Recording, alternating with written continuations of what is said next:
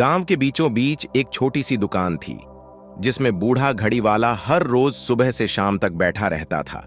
यह दुकान न तो बहुत बड़ी थी, न ही उसमें कोई चकाचौंध थी।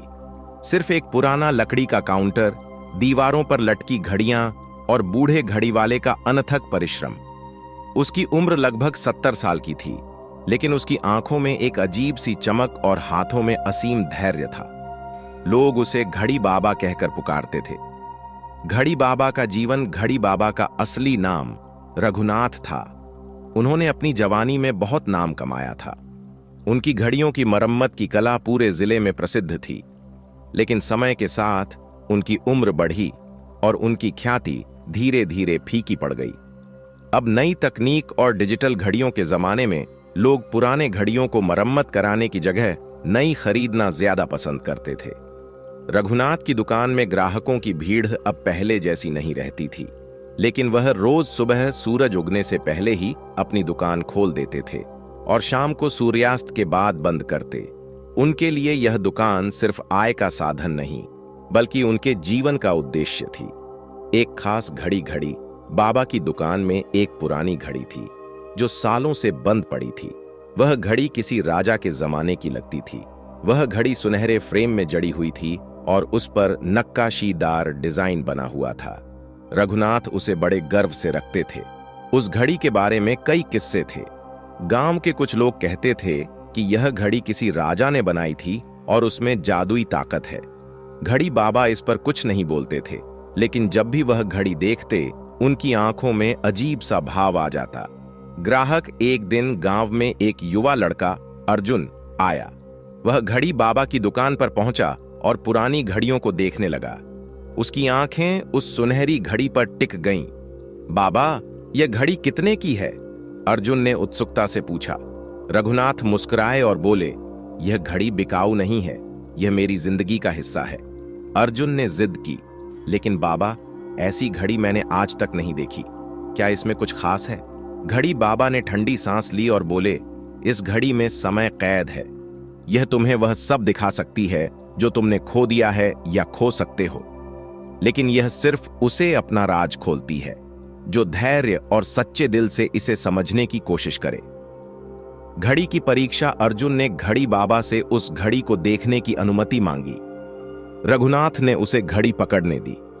जैसे ही अर्जुन ने घड़ी को छुआ, वह तुरंत झटके से पीछे हट गया। क्या हुआ? रघुनाथ ने पूछा। इसमें से एक अजीब सी ठंडक महसूस हुई, अर्जुन ने कांपते हुए कहा। रघुनाथ हंस पड़े। यह घड़ी हर किसी के लिए नहीं है, इसे संभालने के लिए तुम्हें खुद को तैयार करना होगा। अर्जुन ने हार नहीं मानी।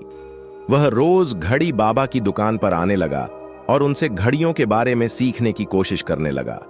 रहस्य का खुलासा एक दिन अर्जुन ने साहस जुटाकर पूछा, बाबा, आप हमेशा इस घड़ी की इतनी देखभाल क्यों करते हैं?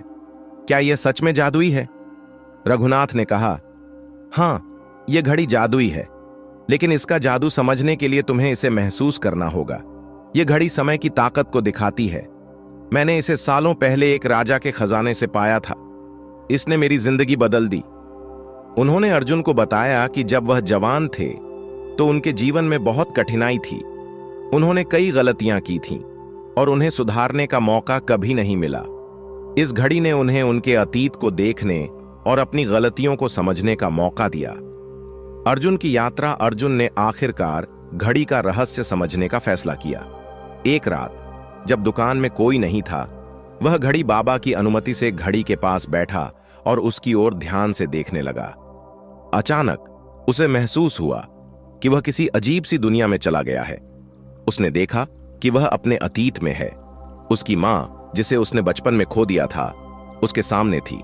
उसने देखा कि कैसे उसने अपने दोस्तों के साथ गलतियां की थीं, कैसे उसने अपने सपनों को अधूरा छोड़ दिया था। समय का महत्व। अर्जुन ने अपनी गलतियों को देखा और महसूस किया कि समय कितना कीमती है। उसने समझा कि यह घड़ी उसे सिखा रही है कि बीता हुआ समय कभी वापस नहीं आता, लेकिन भविष्य को बदला जा सकता है। जब वह वापस लौटा तो उसकी आंखों में आंसू थे।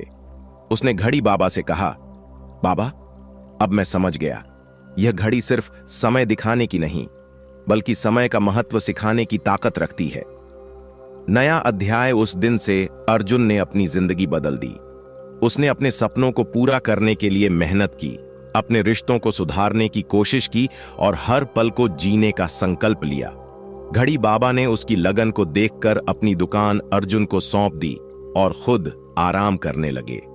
समाप्ति आज अर्जुन उसी दुकान में बैठकर घड़ियों की मरम्मत करता है और लोगों को समय की कीमत समझाता है। बूढ़े घड़ी वाले की वह सुनहरी घड़ी अब भी दुकान के कोने में रखी है, लेकिन अब वह सिर्फ एक घड़ी नहीं बल्कि जीवन का सबक है। समय कभी थमता नहीं, लेकिन उसे समझने का मौका हर किसी को मिलता है।